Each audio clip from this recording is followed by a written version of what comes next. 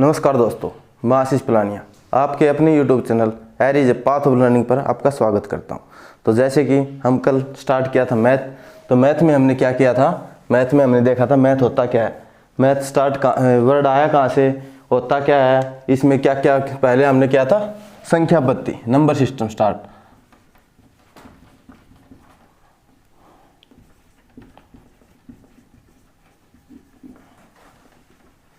हमने क्या किया था, नंबर सिस्टम स्टार्ट किया था, क्योंकि जो भी एग्जाम होता है उसमें नंबर सिस्टम से बहुत ज़्यादा क्वेश्चन आते हैं। तो ये नंबर सिस्टम हमें सीखना बहुत ज़रूरी है, क्योंकि नंबर सिस्टम सीख लिया तो उसके बाद में हम मैथ आसानी से कर सकते हैं। क्योंकि कोई भी लाभ आनी हो या और कोई टाइम डिस्टेंस वाले क्वेश्चन होए उनमें नंबर सिस्टम, क्योंकि हमें संख्या का पता ही नहीं है, संख्या कौन सी है, कहाँ से है, कब आएगी, कैसे स्टार्ट करना पड़ेगा, तो उसमें क्या करना पड़ेगा, नंबर सिस्टम ज़रूरी होता है। तो नंबर सिस्टम में हमने क्या क्या सीख लिया था, हमने सीख लिया था प्राकृतिक संख्याएं क्या होती है, पूर्ण संख्याएं क्या होती है, पूर्णांक क्या होती है।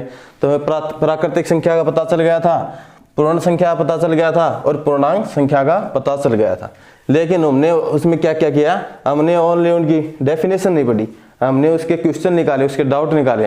क्योंकि जो भी क्वेश्चन आते हैं हमारे जो एग्जाम होते हैं, HSSC के लगा लो या NTPC या कोई RRB या कौन सा भी एग्जाम लगा लो, उनमें क्या है, उनमें शॉर्ट में पूछा जाता है कि ये प्राकृतिक संख्या है, प्राकृतिक संख्या लिख देगा, उसके अंदर कुछ क्वेश्चन आंसर दे देगा, शॉर्टकट में पूछ लेगा। तो हम उसको निकाल नहीं पा रहे थे, लेकिन हमने क्या किया, उसको डिटेल में सीख लिया, तो अब हम उसको आसानी से आंसर दे सकते हैं। तो हमने क्या सीख लिया था, प्राकृतिक संख्या सीख ली थी, पूर्ण संख्या सीख ली थी, पूर्णांक सीख लिया था।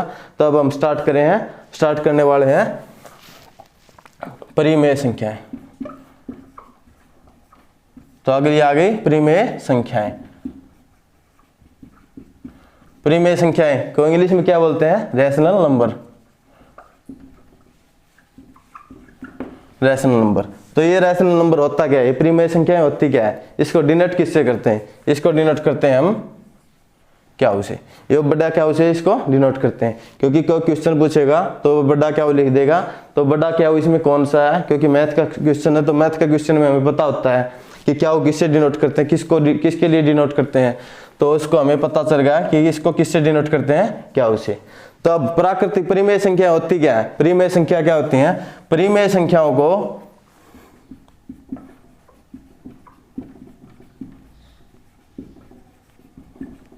संख्याओं को हम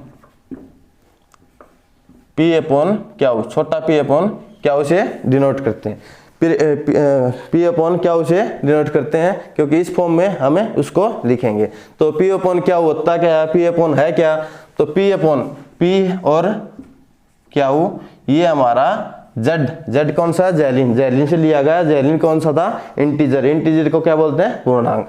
तो ये क्या है, P और क्या Z से बिलोंग करेगा, यानी कि P और क्या वैल्यू, जो भी वैल्यू होगी वो Z से निकाल सकते हैं। तो उसको इस फॉर्म में लिखेंगे तो उसको परिमेय संख्याएं कहते हैं। तो P अपॉन क्या Z से बिलोंग करेगा, तो Z से बिलोंग कौन सी करती है, Z से बिलोंग करती है 0 से लेकर इन्फिनिटी तक और 0 से लेकर माइनस इन्फिनिटी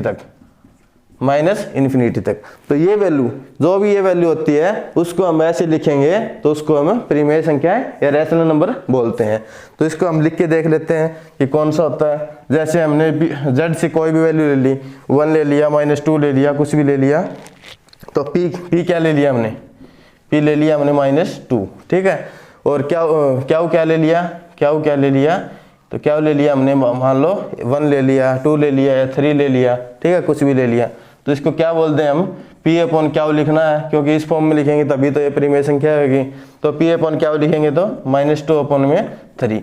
तो इसको क्या बोलते हैं, इस संख्या को हम परिमेय संख्या बोलते हैं। तो परिमेय संख्याओं में हमें क्या क्या आएगा, परिमेय संख्याओं में ये तो सब आएगा ही आएगा, ठीक है, ये तो सब आएगा। और इसको इस फॉर्म में लिखेंगे तो वो भी एक परिमेय संख्या होती है।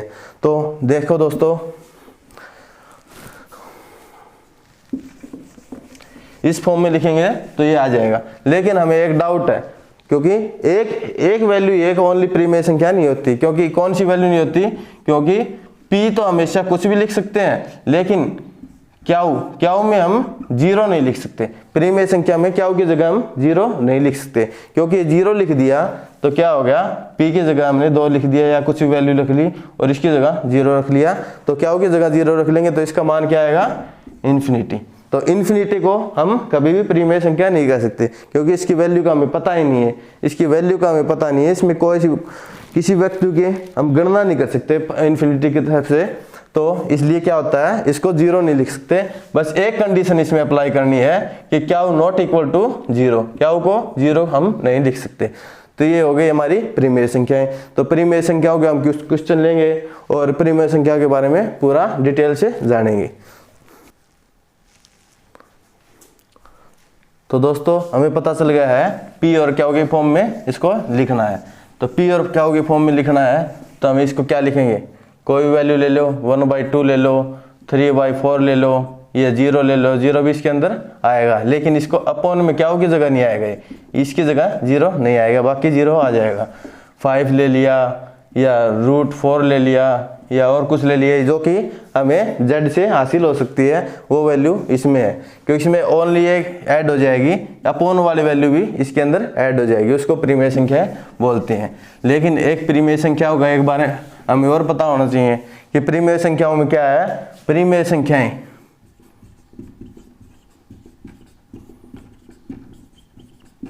प्रीमेय संख्याएं हमेशा शांत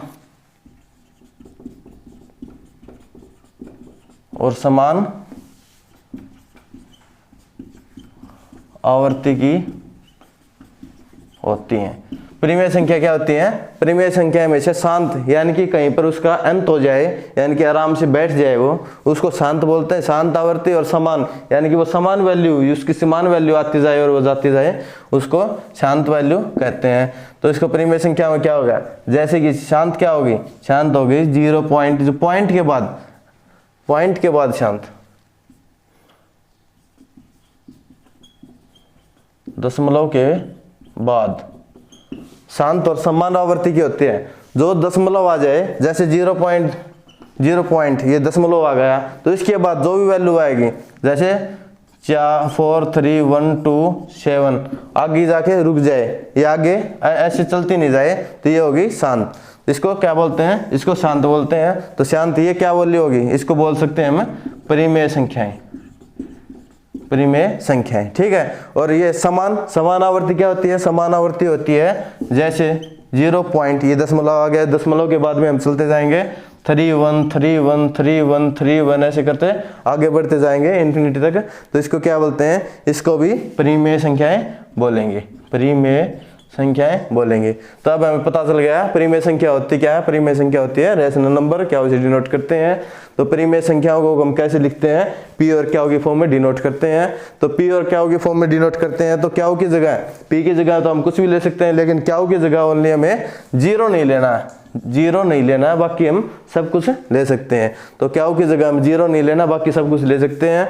और इसको प्रीमेय संख्याओं को हम दशमलव के बाद हमेशा शांत और समान आवर्ती का ही देखना पसंद करते हैं, यानी कि शांत और समान आवर्ती में होती हैं वो ही प्रीमेय संख्याएं होती हैं। तो दशमलव के बाद जो बिल्कुल शांत हो जाती हैं, यानी कि शांत आवर्ती है, तो ये प्रीमेय संख्या है। और ये जो कंटिन्यू चलती रहती है 3 1 3 1 3 1 3 1 ऐसे समान आवर्ती में चलती रहती हैं, तो उसको प्रीमेय संख्याएं तो बोलते हैं। तो अगली है हमारी अप्रीमेय संख्या। प्रीमेय संख्या हो गई, इसके बाद में क्या आएगा, अप्रीमेय संख्या। तो हमें कुछ पॉजिटिव बात कर ली, तब नेगेटिव बात भी करनी जरूरी होती है। तो प्रीमेय संख्याओं के बाद अब आ गई अप्रीमेय संख्याएं।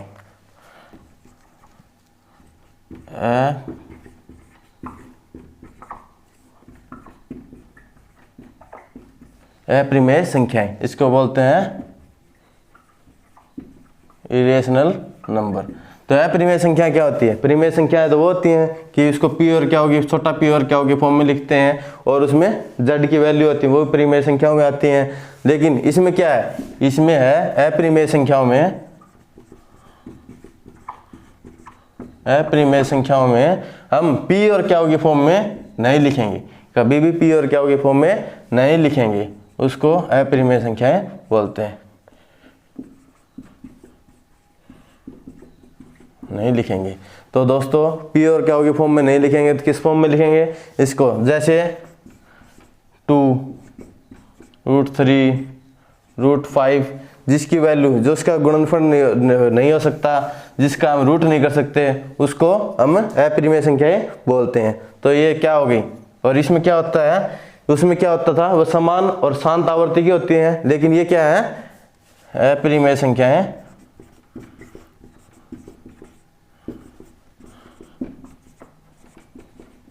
असमान और अशांत आवर्ती की,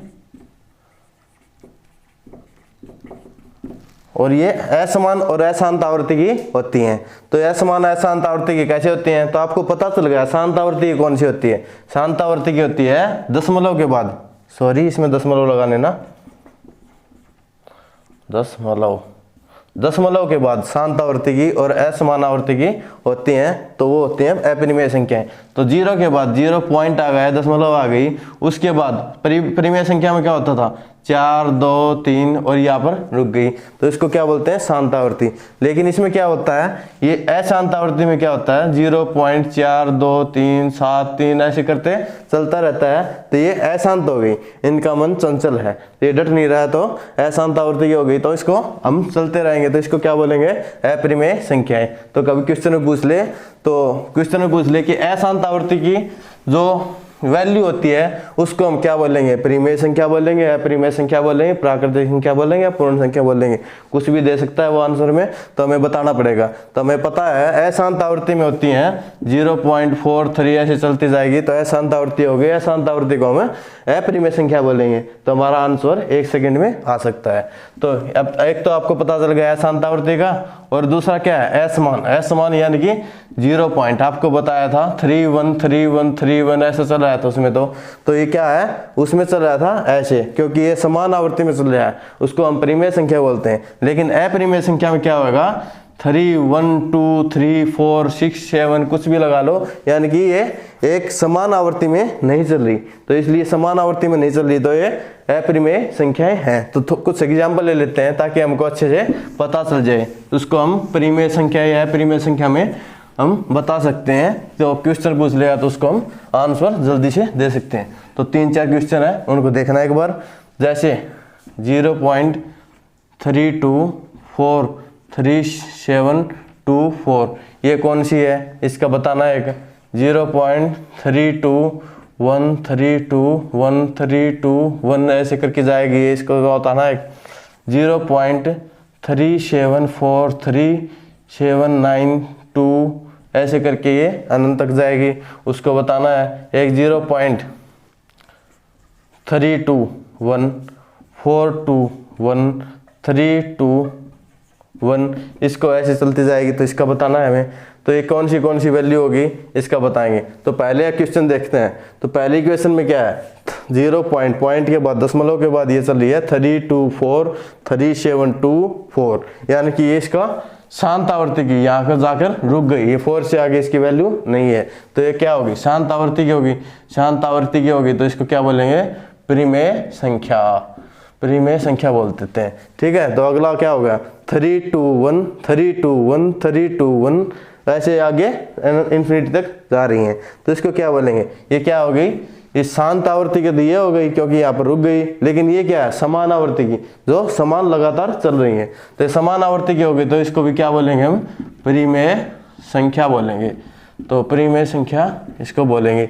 तो अगली क्या होगी 374 3792, तो ये क्या होगी असमान हो गई, यानी कि इनकी वैल्यू अलग अलग आ रही है। तो क्योंकि 37 तो एक बार आ गया, लेकिन बाद में अलग अलग चेंज हो रही है, तो इसको क्या बोलेंगे अपरिमेय संख्या, अपरिमेय संख्या। अब लास्ट में क्या बच गया 0.321421 तो पजल करने के लिए इसने 4 बीच में ऐड कर दिया, ताकि हमें ऐसे लगे कि ये एक ही क्वेश्चन में चल रही है, समान आवर्ती में चल रही है। लेकिन हमको क्वेश्चन ध्यान से देखना है, कोई भी क्वेश्चन करें जब हम उसको ध्यान से देखेंगे तभी तो उसका आंसर निकाल सकते हैं। तो इसको ध्यान से देखेंगे तो इसके आपको पता चल गया कि इसमें 4 बिल्कुल बीच में ऐड कर दिया है, जो हमें दिखाई नहीं दे रहा, तो इसलिए पजल नहीं होना है। इसका आंसर हमें क्या लिखना है, इसका आंसर लिखना है अपरिमेय संख्याएं, अपरिमेय संख्याएं। तब हमें पता चल गया परिमेय संख्या क्या होती है, अपरिमेय संख्या क्या होती है। तो इन दोनों के आप इनके क्वेश्चन भी ले लिए, क्वेश्चन ले लिए तो हमें इसका डाउट क्लियर हो गया है। तो अब हम आगे चलेंगे। तो दोस्तों आपको ये समझ में आ गया होगा। तो हाँ एक वैल्यू और रह गई इसमें, एक वैल्यू और रह गई इसमें है जीरो। जीरो क्या है, परिमेय संख्या है या अपरिमेय संख्या है। तो परिमेय संख्या में क्या होता है, 0 में ये तो क्या हो गया ना, पी हो गया छोटा पी, नीचे क्या और होता है। तो क्या वो ऐड करेंगे, क्या की जगह हम कुछ भी रख लेंगे, क्योंकि हमें 0 का मान पता चलना है, क्योंकि ये परिमेय संख्या है या अपरिमेय संख्या है। तो इसमें क्या की जगह हम क्या रखेंगे, 1 रख दिया, 2 रख दिया, 3 रख दिया, कुछ भी रख दिया। तो अब क्या हो गया, इसका नीचे आ जाएगा तो इसकी वैल्यू क्या आती है, 0 ही होती है। तो इसमें क्या होता है, इसमें इन्फिनिटी नहीं होता। लेकिन क्या है, पी की जगह क्या की जगह हम 0 रख लेंगे, 1 की जगह 0 रख लेंगे, तो ये हो जाती है इन्फिनिटी। तो इसको हम परिमेय संख्या नहीं बोलते हैं। तो आपको समझ में आ गया होगा। हाँ ऐसे नहीं करना है कि एक बार आपको या तो ऐसे करोगे ठीक है क्वेश्चन आ गया और एग्जाम में जाने के बाद कुछ और हो जाता है। एक बार आया कोई बंदा है, 3 लड़कों को बोला नो आ जाओ माँ का दूध पिया, तो मेरा आगे आ जाओ भाई। तो उन्होंने माँ का दूध पिया, तो एक एक आगे ठीक से, फिर उसने क्या करा, पीट पैट की जान दे रहे। तो बाद में जाके दो रखड़ा था, बोले भाई तुम पल तो ललकारा था, माँ का दूध पिया था आ जाओ, माँ का दूध पिया था आ जाओ। नो क्या है, नो माँ का दूध भी रखा है, मैं क्या करूँ, नो अगला माँ का दूध भी रखा है तो मैं क्या करूँ। तो इसीलिए तो हमका वो क्वेश्चन आ जाए देख लेंगे, लेकिन बाद में आने का टाइम पर कह दो माँ का दूध भी रखे क्वेश्चन है, तो ऐसा हमें बिल्कुल नहीं करना है। तो हमें माँ का दूध पी के खुद भी चलना पड़ेगा, तो तभी क्वेश्चन आएगा। हाँ एक ही क्वेश्चन और है, उसको क्या करना हमें, जैसे ये हो गया, इसका √2 हो गया, इसके ऊपर √2 हो गया। तो इसको क्या करेंगे हम, इसको बताना पड़ेगा हमें। क्वेश्चन में आ जाए कि ये परिमेय संख्या है या अपरिमेय संख्या है, तो इसको हम कैसे बताएंगे, ये परिमेय संख्या है या अपरिमेय संख्या है, तो इसको कैसे बताएंगे। तो आपको पता है इसकी पावर ये है और इसकी पावर फिर ये है, तो क्या हो जाती है, ये क्या हो जाती है, √2 इसकी पावर मल्टीप्लाई में हो जाती है, नीचे उतर के ये मल्टीप्लाई में हो जाती है। तो हमें इसको निकालने में वो नहीं होगा, तो ये मल्टीप्लाई हो जाती है। तो क्या हो गया, इसकी मल्टीप्लाई इससे करेंगे तो इसका क्या हो गया, ये हो गया √2 की पावर 2, √2 की पावर 2 होगी, क्योंकि दोनों इसमें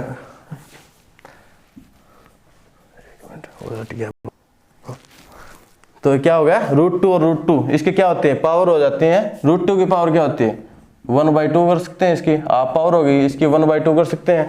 तो इसको क्या करेंगे, इसके मल्टीप्लाई करेंगे तो क्या आ जाएगा, 2 आ जाएगा। और 2 को हम √2 को हम 2 से करेंगे, इसका स्क्वायर निकालेंगे तो हम क्या आ जाएगा, इसका √2 और मल्टीप्लाई बाई √2, ये फिर वो होगा, इसको फिर मल्टीप्लाई करेंगे तो इसका 2 आ गया। तो 2 क्या है, 2 एक परिमेय संख्या है। तो हमें पता चल गया, ऐसे कोई क्वेश्चन आ जाए, ऐसा क्वेश्चन आ जाए तो हमें उससे घबराना नहीं है, उसको हौसले से काम लेकर इसका आंसर हम 2 निकाल देंगे।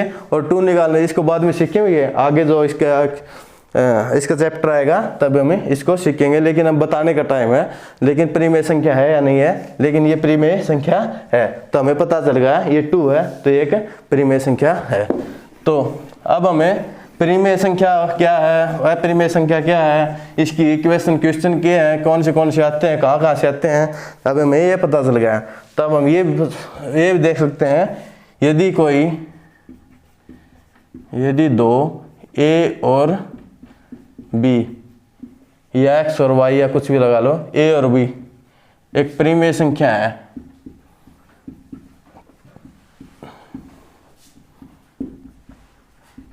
एक परिमेय संख्या है तो क्वेश्चन बनते हैं इसके अंदर से क्वेश्चन बनते हैं। कौन से क्वेश्चन, वो कथन वाले जो हम रीजनिंग में मिलते हैं और मैथ में मिलते हैं। तो रीजनिंग में मिलते हैं तो वो कौन से हैं, तो क्या क्वेश्चन आएगा ऐसे ऊपर लिख के कि क्वेश्चन लिख के, तो उसको पूछेगा क्या A और B, A प्लस B छोटा है,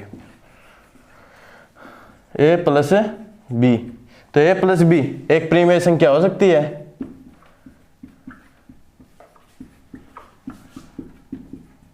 एक परिमेय संख्या हो सकती है क्या, A प्लस B एक परिमेय संख्या हो सकती है।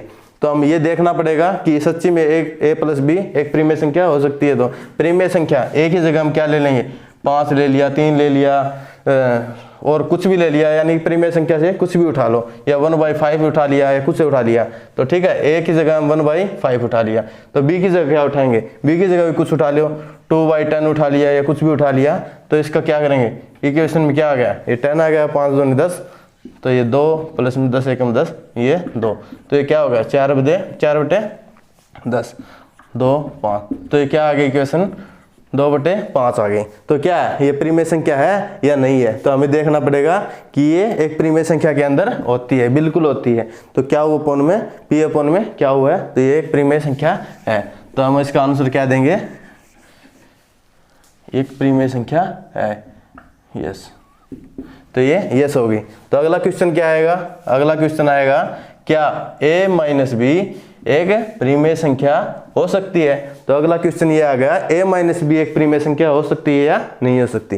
तो अब हम इसका आंसर देना पड़ेगा। एक प्रीमेय संख्या प्रीमेय के इक्वेशन से उठा लें, कोई भी उठा लें, a की जगह कुछ भी उठा लें, हम a की जगह क्या उठाएंगे, a की जगह हम उठाएंगे 2/4 या कुछ भी उठा लिया, माइनस में b की जगह कुछ भी उठा लो, तो b की जगह हमने उठा लिया 3/16 उठा लिया या कुछ उठा लिया, ठीक है। तो इसको हम सोल्व करेंगे, तो इसका एलसीएम आ गया, एलसीएम की क्लास हमारी आगे आएगी, तब तक हम एक बार देख लेते हैं, बाद में एलसीएम के बारे में सिखाया जाएगा। तो इसका एलसीएम क्या आ गया, 16 आ गया। इसको 4 से हम 16 से भाग देंगे, तो 4 चौके 16, 4 दूनी 8, तो ये 8 हो गया, 16 एकम 16 3, तो ये क्या आ गया, 8 में से 3 गया तो क्या बच गया 5/16। तो यस, ये भी एक प्रीमेय संख्या है। तो इसको भी हम क्या मानेंगे, एक प्रीमेय संख्या मानेंगे। तो इसको एक प्रीमेय संख्या माने, तो इसका आंसर क्या आ गया, यस, बिल्कुल। तो ये एक प्रीमेय संख्या है। तो अगली हमें प्लस करके देख लिया, 2 प्रीमेय संख्याओं को माइनस करके देख लिया। अब तीसरा क्या करेंगे, 2 प्रीमेय संख्याओं को हम मल्टीप्लाई करके देखेंगे। तब उसको पता होना चाहिए कि मल्टीप्लाई में क्या आता है। इसमें हमें कुछ नहीं करना है, हमें क्या करना है, प्रीमेय संख्या से 2 प्रीमेय संख्या उठानी है, उसकी मल्टीप्लाई करवानी है, आंसर आएगा वो हम यहाँ पर लिख देंगे। तो 2 प्रीमेय संख्या कुछ भी उठा लो, 2/3 उठा लिया, 5/7 उठा लिया, कुछ भी उठा लिया, तो क्या होगा, इसको हम मल्टीप्लाई करके देखेंगे, 5 दूनी 10, 7 21, तो ये क्या हो गया, एक प्रीमेय संख्या है, बिल्कुल ये एक प्रीमेय संख्या है। तो हमें मल्टीप्लाई का भी पता चल गया, कि यस, हाँ, एक प्रीमेय संख्या है। तो दोस्तों a मल्टीप्लाई बाई b हो गया। तब हमें क्या बच गया, चौथा क्वेश्चन आ जाएगा, क्या a डिवाइड बाई b।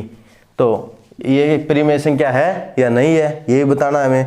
तो क्या ये एक प्रीमेय संख्या है। तो अब हम कैसे देखेंगे इसको, आप मान सकते हैं, इसको मान लिया हमने 2 मान लिया, 2/3 मान लिया, कुछ मान लिया, a को ये मान लिया, b को क्या मानेंगे हम 3/4 मान लिया, ठीक है। ये कुछ भी मान लिया हमने, तो कुछ भी मान लिया, तो क्या करेंगे हम इसको करेंगे सोल्व करके देखेंगे। 3 ये नीचे है, तो ये पलट जाएगी, ऊपर जाएगी तो वैल्यू पलट जाएगी। तो क्या हो गया इसका 8/9। तो क्या ये प्रीमेय संख्या है, हाँ बिल्कुल प्रीमेय संख्या है, क्योंकि इसमें हर वैल्यू प्रीमेय संख्या आएगी।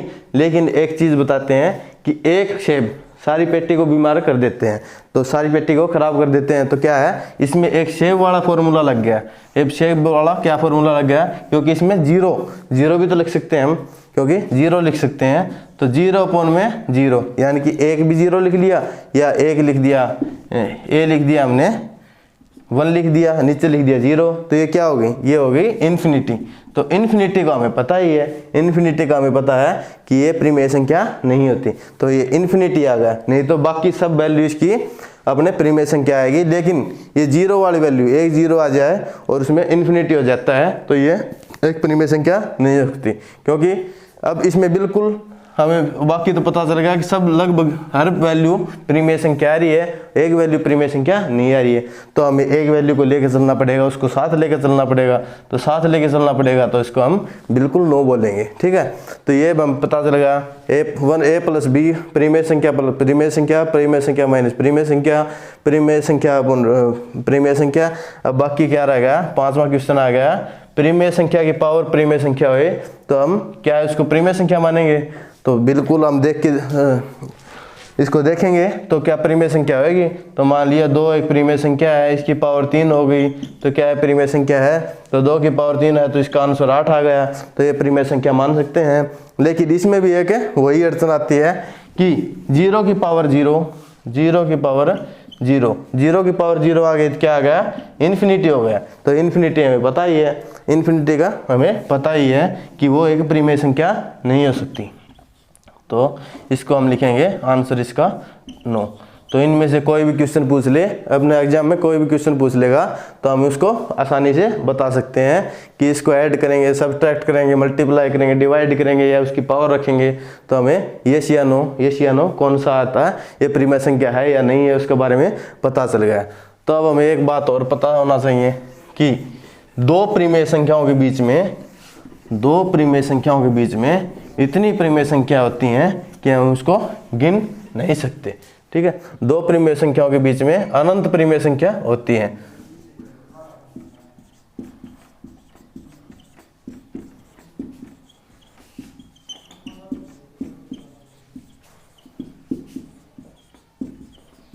बीच में अनंत परिमेय संख्याएं होती हैं। तो 2 परिमेय संख्याओं के बीच में अनंत परिमेय संख्याएं होती हैं। तो 2 परिमेय संख्याओं के बीच में हम अनंत परिमेय संख्या निकालेंगे या कि बीच वाली संख्या निकालेंगे या कौन सी संख्या निकालेंगे, उसके लिए एक फॉर्मूला होता है। क्या फॉर्मूला होता है, ए बी 2 परिमेय संख्या है, ए और बी 2 परिमेय संख्या होगी। तो इसके बीच में क्या फॉर्मूला निकालेंगे, के कौन सी वैल्यू है, बीच वाली वैल्यू है। बीच वाली वैल्यू के लिए हम क्या करेंगे, बीच वाली वैल्यू निकालनी होगी। जैसे 2 परिमेय संख्या है, उनके बीच वाली वैल्यू निकालनी होगी तो हमेशा हम 1 लेंगे। तो बीच वाली वैल्यू निकालने के लिए 1 लाना पड़ेगा। लेकिन जो उसमें कोई संख्या बता देगा, यानी कि 5वीं टर्म बतानी है, 10वीं टर्म तो बतानी है उसकी, तो कौन सी टर्म बतानी है, तो उसमें हम के की जगह वो रख देंगे, टर्म रख देंगे। लेकिन इसका क्या फॉर्मूला होता है, 2 परिमेय संख्याओं के बीच में कौन सी संख्या है वो निकालनी है। तो हमें क्या करना पड़ेगा, ये फॉर्मूला है ए बाई के प्लस में बी, के प्लस में 1। तो ये एक फॉर्मूला है। इस फॉर्मूले के अंदर हम रख के देखेंगे तो हमें कौन सी भी वैल्यू पूछ रखी हो तो हम उसको बता देंगे। 2 परिमेय संख्याओं के बीच में आपको पता है अनंत परिमेय संख्या है, तो अनंत परिमेय संख्याओं को हमें पता भी तो होना चाहिए। कैसे निकालेंगे, तो कैसे निकालेंगे, ऐसे निकालेंगे, इस फॉर्मूले के हिसाब से हम निकालेंगे। तो देखो, एक वैल्यू मान ली हमने, ए की वैल्यू मान ली 2, बी की वैल्यू मान ली हमने 4। तो ए की वैल्यू 2 मान ली और बी की वैल्यू 4 मान ली। इसके बीच में क्या है ये पूछ ले कि इसमें बीच वाली वैल्यू क्या है, इन दोनों के बीच में, ये दोनों परिमेय संख्या है, इन दोनों परिमेय संख्याओं के बीच वाली वैल्यू कौन सी है। तो बीच वाली वैल्यू कैसे देखेंगे, ए की जगह 2 है तो 2 रख दिया। बीच वाली वैल्यू निकालने के लिए आपको पता है कि मीडियम जो मध्य में वैल्यू आती है, जो बीच में वैल्यू आती है, तो उसको क्या है 1 से डिनोट करेंगे, उसके संख्या 1 लिखेंगे, प्लस में बी की जगह क्या है हमारा 4 है, तो नीचे क्या होगा 1 हो गया, प्लस में 1 हो गया। तो के की वैल्यू 1 है, प्लस में 1 है ही इस फॉर्मूले में, तो क्या बन गया, तो इसका हो गया 2 प्लस में 4 अपॉन में 2। तब हम इसको बीच वाली वैल्यू 3 निकल आए तो हमें फॉर्मूला बिल्कुल सही है, तो फॉर्मूले को हम मान सकते हैं। तो 2 प्लस में 4 6/2, तो इसकी वैल्यू क्या आ गई 3। तो ये 3 क्या है, 3 एक बीच वाली वैल्यू है, 2 परिमेय संख्याओं के बीच वाली वैल्यू 3 है। तो ए और 2 और 4 के बीच में परिमेय संख्याओं के बीच में हमने वैल्यू निकालनी थी, तो वैल्यू आ गई 3। तब हमें पता चल गया कि ये फॉर्मूला सही है, तो इसको हम बीच वाली वैल्यू निकाल सकते हैं। और एग्जाम्पल ले लेते हैं, एक एग्जाम्पल और ले लिया हमने कि एक एग्जाम्पल कुछ भी निकाल लो, कुछ भी उठा लो आप। जैसे ए की वैल्यू 3 निकाल ली और बी की वैल्यू हमने 7th मान ली, ठीक है। तो इसमें क्या है, इसमें हमें पूछ लिया कि उनके बीच में 10वीं वैल्यू कौन सी होगी, इन दोनों परिमेय संख्याओं के बीच की 10th वैल्यू कौन सी होगी। तो यानी कि इसके बीच में उधर से भी 10 आए और उधर से भी 10 आए कि उसमें कौन सी 10th वैल्यू होगी। तो 10th वैल्यू कौन सी है, 10th का के का मान फिर 10 लिख लेंगे, बस इतना ही बात है। तो 10th ए की जगह क्या हो गया 3 हो गया, के की जगह 10 हो गया, प्लस में बी की जगह 7 हो गया।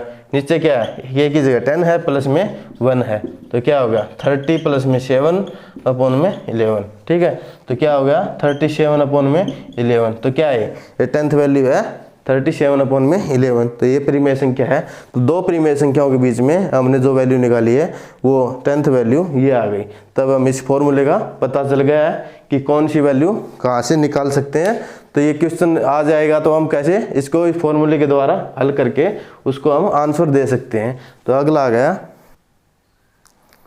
तो दोस्तों हमें परिमेय संख्या के बारे में पता चल गया। इनके एग्जाम्पल ले लिए कि इसमें कोई भी क्वेश्चन हमारा बचा नहीं है, कोई भी इसमें क्वेश्चन हमारा छूट नहीं सकता एग्जाम में। तो अब हमें क्या करना है, अगला आ गया काल्पनिक संख्या है, वास्तविक संख्याएं। ठीक है, वास्तविक संख्या क्या होती है, रियल नंबर। वास्तविक संख्याएं और काल्पनिक संख्याएं, ऐसी संख्याएं आती रहेंगी तो उनको हम कल सोल्व करेंगे, कल समझेंगे उनको। लेकिन कल एक क्वेश्चन बताया था आप लोगों को निकालने के लिए, क्वेश्चन बताया था। वो क्वेश्चन क्या था, उस क्वेश्चन में बताया था कि एक ट्रक है हरियाणा से दिल्ली जा रहा है। ठीक है, एक ट्रक है जो हरियाणा से दिल्ली जा रहा है, एक राज्य से दूसरे राज्य जा रहा है। उसके अंदर क्या है, 3 बोरी है। हर बोरी में 30 नारियल है। ठीक है, हर बोरी में 30 नारियल हो गए तो इसमें 3 बोरियों में कितने हो गए, 90 नारियल हो गए। ठीक है, 90 नारियल हो गए। तो लेकिन उन्होंने क्या बताया है कि उसके बीच में, एक राज्य से दूसरे राज्य जाने के बीच में 30 टोल नाके आते हैं। लेकिन उन्होंने एक कंडीशन लगा दी थी कि आपके ट्रक में जितनी बोरियां हैं उस बोरियों के उतने ही हम नारियल निकाल लेंगे। जैसे हमारे पास 3 बोरियां हैं तो हम 3 नारियल निकाल लेंगे, 2 बोरियां हैं तो 2 नारियल निकाल लेंगे। ठीक है, तो उसने बताया था जितनी बोरियां हैं उतनी हम नारियल निकाल लेंगे। तो हर टोल नाप के पर, तो मान लो हमारे पास 3 बोरियां 90 नारियल हो गए, तो एक बोरी में 30 नारियल है। तो हम क्या करेंगे, अब टोल नाका आ गया तो उसको क्या करेंगे, 3 बोरियां हमारे पास, 3 नारियल निकाल के रख दिए। ठीक है, तो 3 नारियल उनको निकाल के दे दिए। तो क्या बच गया हमारे पास, क्योंकि हमने एक बोरी, हरियाणा का बंदा था वो, तो उसने क्या किया, उसने दिमाग लगा लिया, क्योंकि तीनों बोरी खोल ले हुए वो, तो तीनों बोरी खोल ले तो उसने क्या करना था, उसके सारे नारियल खत्म हो जाए। लेकिन उसने थोड़ा बहुत बचाने के चक्कर में उसने क्या किया, दिमाग लगाया, आपकी एक बोरी खोल ली। ठीक है, तो एक बोरी खोलने के बाद उसके क्या करा, हर टोल नाके पर, जैसे उसको 30 नारियल है तो 3 नारियल निकालने हैं, तो 10 टोल नाके पर क्या हो गया, एक बोरी खत्म हो गई उसके पास। ठीक है, तो एक बोरी खत्म हो गई, 30 नारियल थे उसमें, तो एक बोरी खत्म हो गई तो उसने क्या किया, एक बोरी को छुपा दिया या भगा दिया या कुछ भी कर दिया, डिस्ट्रॉय कर दिया उसको। ठीक है, तो बाकी क्या बच गया, बच गया हमारे पास 2 बोरी। तो 2 बोरी अगला टोल नाका आएगा तो हम क्या करना, 2 ही नारियल निकालने पड़ेंगे। तो 2 नारियल निकालने पड़ेंगे। तो अब क्या करना है, एक बोरी में क्या है, 30 नारियल है, तो 30 नारियल कब पूरे हो जाएंगे, उसके कितने टोल नाकों पूरे हो जाएंगे, 2 से डिवाइड करेंगे तो कितना होगा, 15। तो 15 टोल नाकों पर अगली वेट खत्म हो जाएगी। तो अगली बोरी 15 टोल नाके और खत्म करके पूरी हो गई। तो उसके बाद में क्या है, उसके बाद में हमारे पास बचे टोल नाके 5 और नारियल बच गए हमारे पास 30। तो टोल नाके बच गए 5 और नारियल बच गए 30। तो क्या, हर नारियल पे 2 बोरी तो हमने भगा दी, अब उसके ट्रक में बची 1 बोरी। तो 1 बोरी, हर बोरी का एक ही नारियल निकालेगा, तो हर टोल नाके पर 1 नारियल निकला तो 5 नारियल ये निकल गए। ठीक है, तो हमारे पास कितने बच गए, अब मैं 30 नारियल एक में खत्म कर दिए, 30 दूसरे में खत्म कर दिए और 30 में से 5 और खत्म कर दिए, तो हमारे पास बचे 25 नारियल। तो हम लास्ट में जाएंगे तब 25 नारियल बचेंगे। तो दोस्तों ये नारियल वाला टॉपिक आपको बिल्कुल पता चल गया होगा। तो अब हम एक क्वेश्चन और बता के जा रहे हैं आपको, तो कल उसको कमेंट बॉक्स में, आज ही कमेंट बॉक्स में आपको उसका जवाब देना है। जैसे कि हमारे पास एक चेतक यानी स्कूटर, ठीक है, तो स्कूटर है, तो स्कूटर के आप बता देता हूँ लिख के,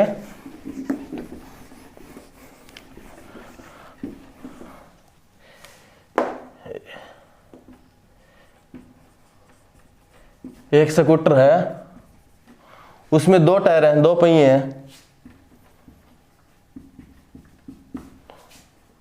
2 पहिए हैं और पीछे एक स्टेपनी है।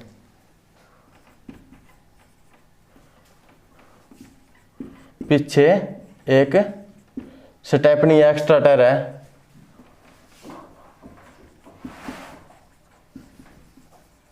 एक एक्स्ट्रा टायर है। तो हमें क्या करना है, उसने बताया है कि एक टायर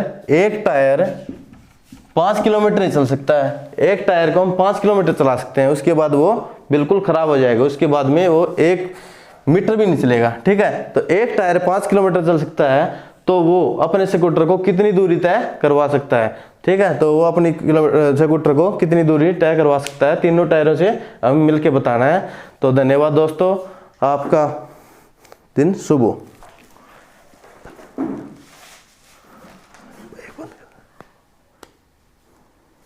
हाँ दोस्तों, एक बात रह गई थी, आपको चैनल को सब्सक्राइब और शेयर करना बहुत ज़रूरी है, क्योंकि हम मेहनत से वीडियो बना रहे हैं। तो इसलिए आप चैनल को सब्सक्राइब करो, उसको लाइक करो और घंटे के निशान को दबाओ। ठीक है, तो धन्यवाद, आपका दिन शुभ हो।